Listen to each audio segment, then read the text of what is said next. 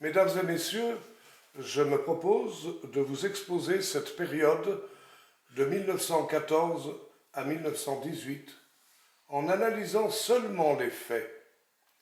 À vous d'en tirer la conclusion.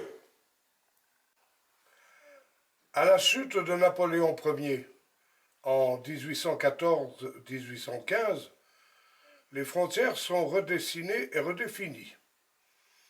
La Suisse d'abord acquiert la neutralité. La République de Genève demande à faire partie de la Confédération helvétique. Sa superficie insuffisante la contraint à demander à la Savoie de lui adjoindre 32 de ses communes. Ces communes ont diminué en nombre car il y a eu des remembrements entre elles.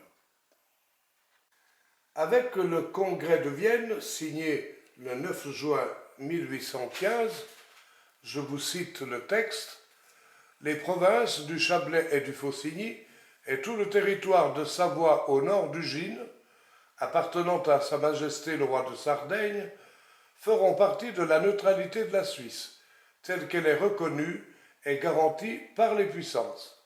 En conséquence, toutes les fois que les puissances voisines de la Suisse se trouveront en état d'hostilité ouverte ou imminente, les troupes de Sa Majesté le roi de Sardaigne, qui pourraient se trouver dans ces provinces, se retireront et pourront, à cet effet, passer par le Valais, si cela devient nécessaire.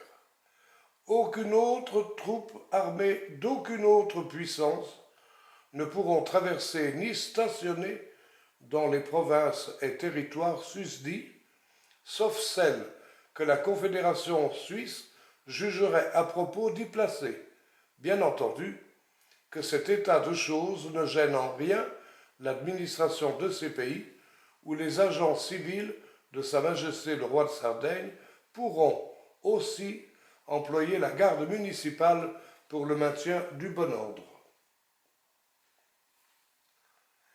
Le traité de Paris, signé le 20 novembre 1815, je vous en cite le texte. Des frontières du canton de Genève jusqu'à la Méditerranée, la ligne de démarcation sera celle qui, en 1790, séparait la France de la Savoie et du comté de Nice. Les rapports que le traité de Paris de 1814 avait établis entre la France et la principauté de Monaco cesseront à perpétuité et les mêmes rapports existeront entre cette principauté et Sa Majesté le roi de Sardaigne, duc de Savoie. La neutralité de la Suisse sera étendue au territoire qui se trouve au nord d'une ligne attirée depuis Ugine, y compris cette ville, au midi du lac d'Annecy par Faverges jusqu'à l'Echerenne et de là au lac du Bourget jusqu'au Rhône, de la même manière qu'elle a été étendue aux provinces du Chablais et de Faucigny par l'article 92 de l'acte final du Congrès de Vienne. En contrepartie, la Confédération helvétique confère à une partie de la Savoie la neutralité perpétuelle. Ainsi donc, tous les habitants jouiront de cette neutralité perpétuelle. Les pays signataires du Congrès de Vienne et du traité de Paris sont les suivants. L'Autriche, l'Espagne, la France, la Grande-Bretagne, le Portugal, la Prusse, la Russie, la Suède et la Norvège.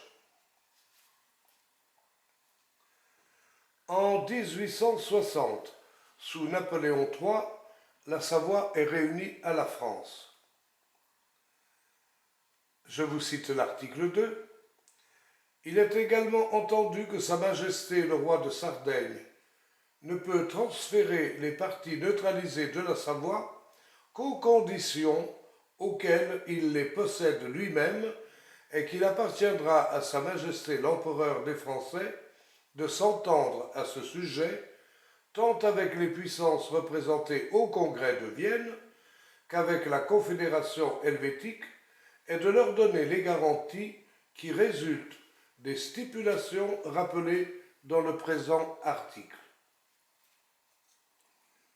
Mais, il faut le souligner, c'est important, avec les mêmes conditions dans lesquelles le roi Victor Emmanuel la possédait, c'est-à-dire la zone neutre.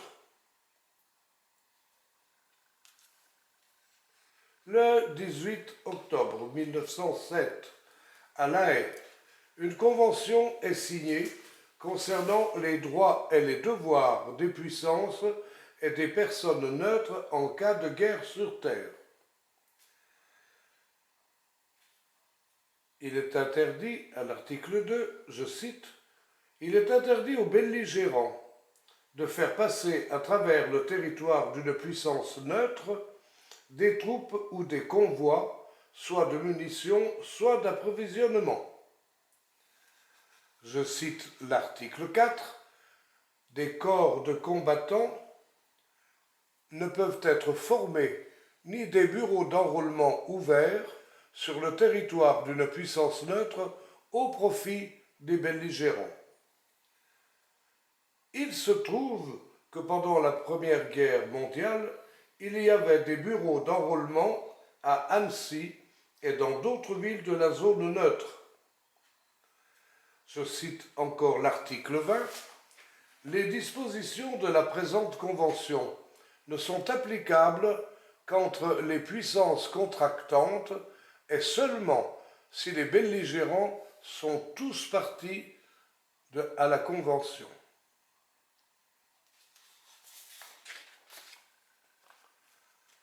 La convention de La Haye est signée par 31 pays, dont la France, qui est signataire le 7 octobre 1910. Or, le 2 août 1914, la République française a réquisitionné tous les hommes et les jeunes pour les envoyer à la guerre en abandonnant les femmes, les enfants et les vieillards dans les campagnes et les montagnes alors que nous étions en pleine moisson. D'autre part, elle a consigné 3 jours avant tous les permissionnaires dans leur quartier, sachant bien que s'ils partaient en permission en zone neutre, ils ne reviendraient pas. Donc, c'est un non-respect de l'article 4 de la Convention de La Haye.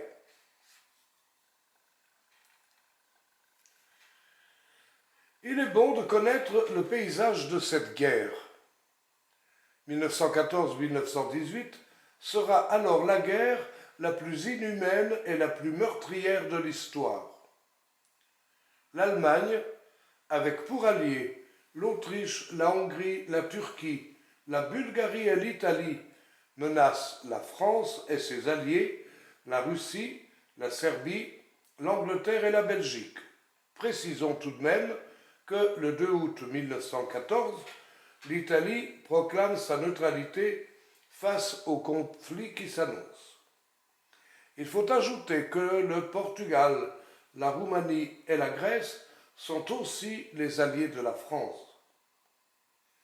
La guerre de 1914-1918 est dite guerre mondiale parce qu'on y trouve 30 pays belligérants, 14 pays d'Europe, 11 pays d'Amérique, 5 pays d'Asie.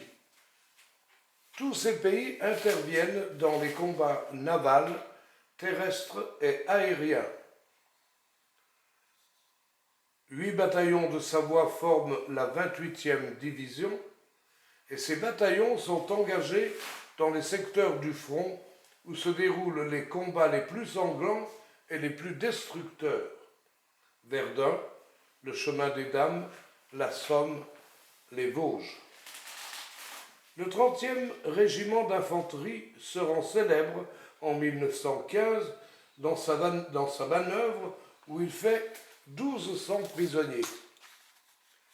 Le 97e régiment d'infanterie, ainsi que les Diables Bleus appelés par les Allemands, s'illustrent dans les combats des Vosges et en Italie à Caporetto en 1917. On dénombre au 11e batailleur de chasseurs alpins 1431 tués. Au 13e bataillon de chasseurs alpins, 1368 tués.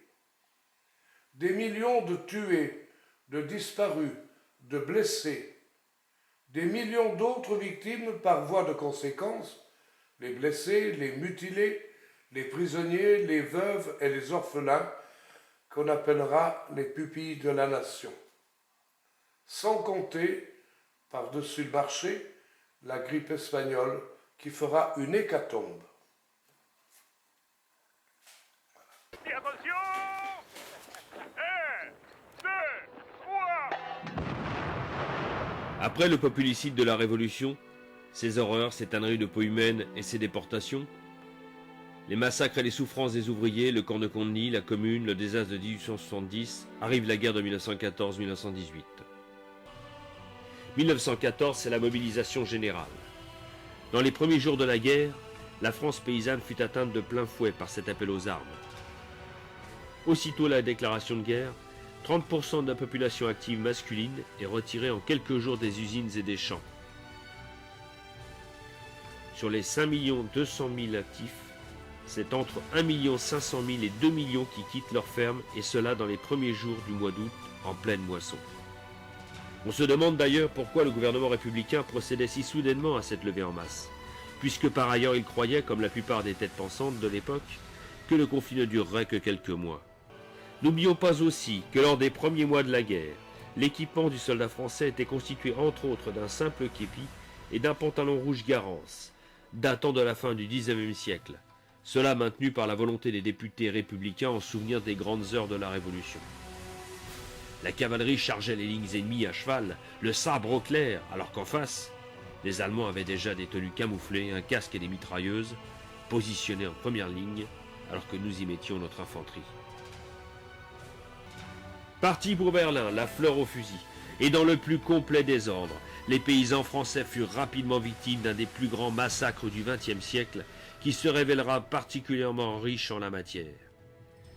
En 1918, après 4 ans de furieuses batailles et d'atroces boucheries, 3 millions de paysans sont mobilisés, soit 60% du recensement de 1910, et quand le 11 novembre 1918 survint l'armistice, il y avait 1,5 million de morts. Anatole France dénonçait lui-même ce système en ces termes.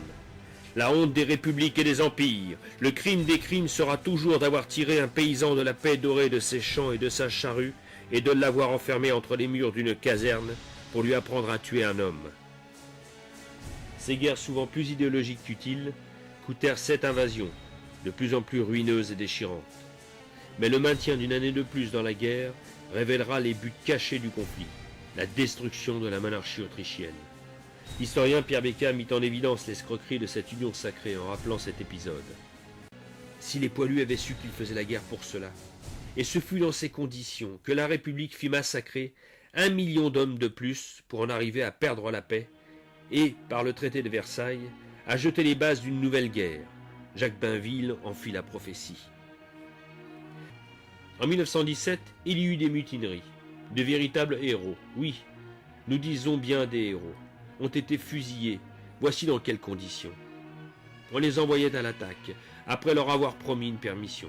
Ils en revenaient après avoir perdu leurs copains, et la promesse était oubliée. Il fallait recommencer le lendemain, et puis encore les jours suivants, inlassablement, envoyer les maris, les fils, les frères, les cousins et les oncles au carnage. Toujours nos fantassins face aux mitrailleuses allemandes, canons chargés à mitraille et gaz destructeurs, qui se... Finalement, les malheureux survivants, voyant que miséricorde se perdait et qu'on se moquait d'eux, se mutinèrent. De 1914 à 1919, la République a traité les blessés comme s'ils étaient pis que des galériens. Des boiteux, des blessés de la face, du ventre, des trépanés étaient brutalement renvoyés au front et s'entendaient dire « Quand vous y serez, vous vous ferez évacuer !» Il fallait des hommes. Des prisonniers à leur tour passèrent en conseil de guerre, comme étant suspects de s'être rendus. De 1919 à 1940, et même ultérieurement, les blessés de guerre ont été traités comme du bétail. Nombreux sont ceux qui ont été dépouillés au passage de certificats d'origine de blessures et autres pièces qu'ils n'ont pu récupérer. on leur marchande un pourcentage d'invalidité comme un morceau de sucre en temps de disette. De grands blessés qui traînèrent leur misère durant plus de 50 ans n'ont même pas et n'auront jamais la Légion d'honneur réservée à des chanteurs, banquiers, comiques ou serviteurs du régime. Pensons à la vie que fut celle de tous ceux qui survécurent, handicapés ou non, ne pouvant retrouver les fonctions d'avant le conflit et pensant chaque nuit à leurs copains râlant dans les tranchées, emboués, ou mourant, ignorés de tous, abandonnés. Demandez-vous ce que fut la vie de ces femmes, mères ou épouses, sœurs ou fiancées, devant l'attente interminable des portraits et photos. Elles devaient trouver le temps long devant les minutes et les heures interminables, défilant avant un retour éventuel ou l'horrible nouvelle. Et toutes celles qui resteront seules à jamais, blessées jusqu'au plus profond d'elles-mêmes, devant l'indifférence d'un système qui n'a rien d'humain, puisque bâti sur le sang. Et toutes celles qui attendront des nouvelles, qui n'arriveront jamais, car nombreux seront disparus tout simplement. Le 28 juin 1919 est signé le traité de Versailles. Je dis bien un traité de paix. Je vous en fais la lecture spécialement de l'article 435. Les hautes parties contractantes, tout en reconnaissant les garanties stipulées en faveur de la Suisse par les traités de 1815 et notamment l'acte du 20 novembre 1815, garanties qui constituent des engagements internationaux pour le maintien de la paix, constatent cependant que ces stipulations de ces traités et conventions, déclarations et autres actes complémentaires relatifs à la zone neutralisée de Savoie, telle qu'elle est déterminée par l'alinéa 1 de l'article 92 de l'acte final du Congrès de Vienne et par l'alinéa 2 de l'article 3 du traité de Paris du 20 novembre 1815, ne correspondent plus aux circonstances actuelles. En conséquence, les hautes parties contractantes prennent acte de l'accord intervenu entre le gouvernement français et le gouvernement suisse pour l'abrogation des stipulations relatives à cette zone qui sont et demeurent abrogées. Je souligne spécialement à propos de la zone neutralisée de la Haute-Savoie. Petit a, il sera entendu qu'aussi longtemps que les chambres fédérales n'auront pas ratifié l'accord intervenu entre les deux gouvernements concernant l'abrogation des stipulations relatives à la zone de neutralité de Savoie, il n'y aura rien de définitif de part ni d'autre à ce sujet. L'accord entre les gouvernements français et suisse pour l'abrogation des stipulations susmentionnées ne sera considéré comme valable que si le traité de paix contient l'article tel qu'il a été rédigé. En outre, les parties contractantes du traité de paix devront chercher à obtenir le consentement des puissances signataires des traités de 1815 et de la déclaration du 20 novembre 1815 qui ne sont pas signataires du traité de paix actuel. Alors, pourquoi la Suisse a-t-elle fait partie de ce traité alors qu'elle n'était pas belligérante? La Suisse voulait la reconnaissance de sa neutralité par tous les pays belligérants de ce traité de paix, soit la reconnaissance de 30 pays au lieu des 9 pays en 1815. La France a vu l'opportunité de faire supprimer la neutralité de la Savoie en proposant à la Suisse de la soutenir pour qu'elle puisse avoir la Société des Nations à Genève. Comment peut-on supprimer une neutralité pendant un traité de paix? La République française, au traité de Versailles à l'article 435, a essayé de supprimer la zone neutre et la zone franche de la Savoie. Il faut bien noter, en essayant de supprimer cette zone neutre, elle confirme par là que cette neutralité existait bien auparavant. Tous les signataires des traités de 1815 n'étaient pas présents. Si je fais allusion à nouveau à l'article 435 du traité de Versailles, au petit c, l'accord entre les gouvernements français et suisses pour l'abrogation des stipulations susmentionnées ne sera considéré comme valable que si le traité de paix contient l'article tel qu'il a été rédigé. En outre, les parties contractantes du traité de paix devront chercher à obtenir le consentement des puissances signataires des traités de 1815 et de la déclaration du 20 novembre 1815 qui ne sont pas signataires du traité de paix actuel. C'est pour insister sur le fait que pour annuler un traité ou changer des clauses de ce traité, cela requiert que tous les pays présents lors de la signature de ce traité soient aussi tous présents lors de tel ou tel changement.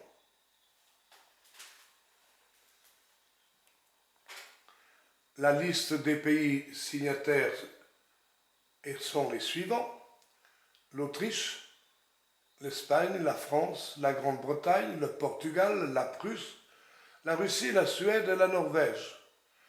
Les pays présents au traité de paix en 1919, les États-Unis d'Amérique, l'Empire britannique, la France, l'Italie, le Japon, la Belgique, la Bolivie, le Brésil, la Chine, Cuba, l'Équateur, la Grèce, le Guatemala, Haïti, les Diaz, le Honduras, le Libéria, le Nicaragua, le Panama, le Pérou, la Pologne, le Portugal, la Roumanie, l'État serbe, croate, slovène, le Siam, la Tchécoslovaquie, l'Uruguay et l'Allemagne. Les pays manquants en 1919, l'Autriche, la Russie, la Suède, la Norvège et l'Espagne. Je fais une parenthèse. Pour la commémoration du 11 novembre en Savoie, il serait plus juste d'écrire sur les monuments aux morts « Morts à cause de la République française » et non pas « Morts pour la France ». Au défilé de la victoire, on disait que chaque chasseur alpin était encadré par 2 morts qui marchaient avec eux. En conclusion, à la suite de tout cela, nous pouvons constater que la neutralité de la Savoie est toujours en vigueur, mais non respectée. En décembre 2010, un député au Grand Conseil de Genève a déclaré publiquement à Albertville que tous les traités sont toujours en vigueur sur le site officiel de la République de Genève. La République française, donneuse de leçons, a demandé à la Russie de respecter les traités internationaux concernant la Crimée, alors qu'elle-même ne respecte pas les traités internationaux qu'elle a signés.